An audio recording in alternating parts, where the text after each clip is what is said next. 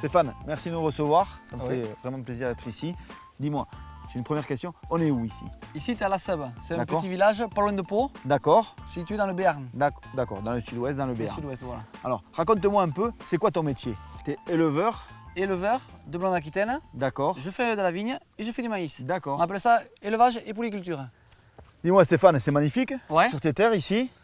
Là, c'est ton troupeau, une partie de ton troupeau. Voilà, il y en a quelques-unes là. Là, c'est magnifique. Il y a beaucoup d'espace. Dis-moi Stéphane, le premier rôle de la prairie dans l'environnement, c'est quoi? Eh bien, la prairie, ça a deux rôles.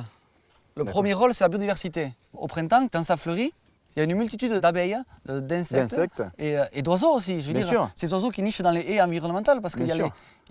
toutes les prairies sont bordées de haies ici. Bien sûr. Ça fait vivre un écosystème, on va dire. D'accord. Et le second rôle alors? Eh bien, le second rôle, c'est que mes prairies, ou les prairies en général, captent le carbone. Bien sûr. Donc c'est vrai, mes vaches, elles émettent du méthane, du carbone. Du quoi. carbone. Et donc le bilan finalement s'équilibre parce que mes prairies qui servent à alimenter mon troupeau qui est en adéquation avec mon exploitation, eh bien, le bilan s'équilibre. Voilà, d'accord, ça fait un équilibre. Ça fait un équilibre. Allez. Allez.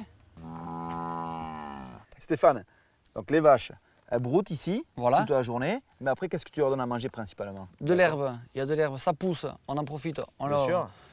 leur donne à manger, donc de l'herbe. Et l'hiver vient, je vais te montrer.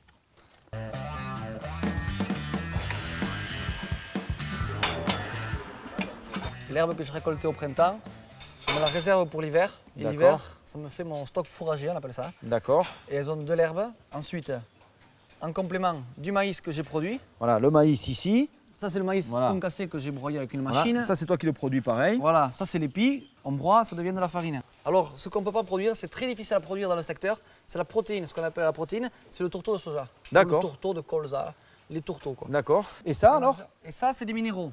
Les fourrages en eux-mêmes sont pauvres en minéraux. Et ça, ils en ont besoin, Voilà. ces vaches, pour l'organisme. Pour l'organisme, Voilà, pour le fonctionner lait, correctement. Voilà. Et Après, c'est le pour reste- ça que tu as de belles vaches. Bon, Stéphane, je veux te remercier pour cette belle matinée. J'ai appris plein de choses. Maintenant, moi, je vais à Oloron, je vais voir un boucher. D'accord.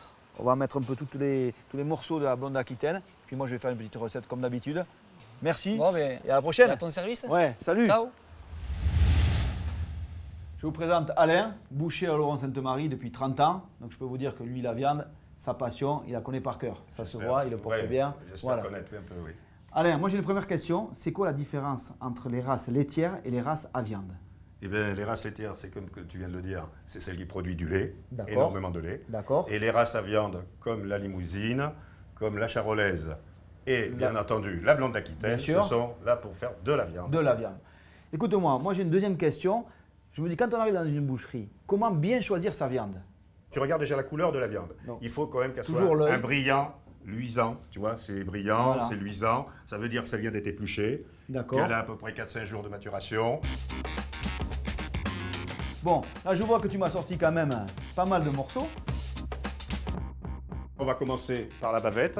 Alors, la bavette d'Aloyau, c'est une viande longue. Et là, on se régale. Et regardez ça.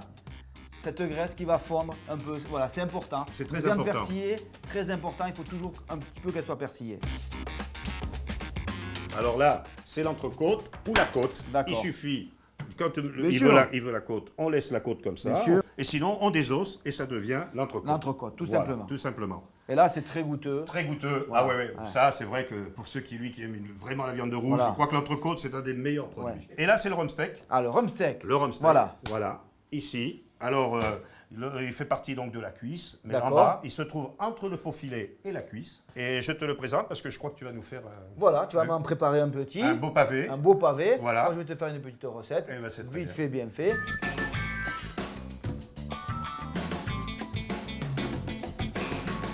Aujourd'hui, je vous ai fait une recette simple et équilibrée. J'ai récupéré le pavé de rhum steak qu'Alain m'a préparé, une petite salade, on va mettre quelques amandes, on va mener ce petit croquant. L'échalote, on va l'émincer, on va la poser sur le rhum steak, aller-retour bien assaisonné. Et après, je vous ai fait une petite pomme de terre écrasée à la fourchette, à l'huile d'olive avec un peu de beurre. J'ai démarré à froid avec un peu de sel, j'ai laissé cuire, j'ai coupé ma pomme de terre, on laisse cuire à peu près 20 minutes. Regardez, là, elle est cuite, il n'y a pas trop d'eau. Et là, je les égoutte. Voilà. Alors les amandes, vous les émincez ou vous les écrasez. Voilà, il faut quand même qu'il y ait des petits morceaux. Et vous les parsemez tout simplement sur la salade. L'échalote, on va la servir crue. Donc on va la tailler le plus fin possible. Maintenant, je vais m'occuper de la pomme de terre. Voilà, ça fait 3 minutes à peu près qu'elle égoutte.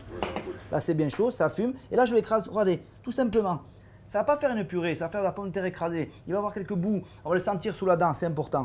Je verse mon huile d'olive. Et je mélange bien. Voilà, ça va être moelleux. Regardez. Bien écrasé avec la fourchette. Maintenant, la cuisson du rumsteak. Un peu d'huile d'olive, pas trop, voilà. La poêle bien chaude. Juste avant de cuire, je vous donne un petit conseil. Toujours le côté présentation en premier dans la poêle. Voilà. 2 minutes de chaque côté, suivant la cuisson. Hop, on la retourne. Voilà. Regardez comment elle est belle déjà là. 2 fois 2 minutes de chaque côté. On la débarrasse. Voilà. Et maintenant, voilà, c'est fini. On va le dresser. Alors le rumsteak, on le pose. Voilà. L'échalote émincée finement dessus, crue. Voilà. On va faire une quenelle de pommes de terre. Voilà. On va assaisonner la salade avec la petite vinaigrette maison. On voit les amandes. On dresse à côté. Voilà. Et le piment à l'espelette.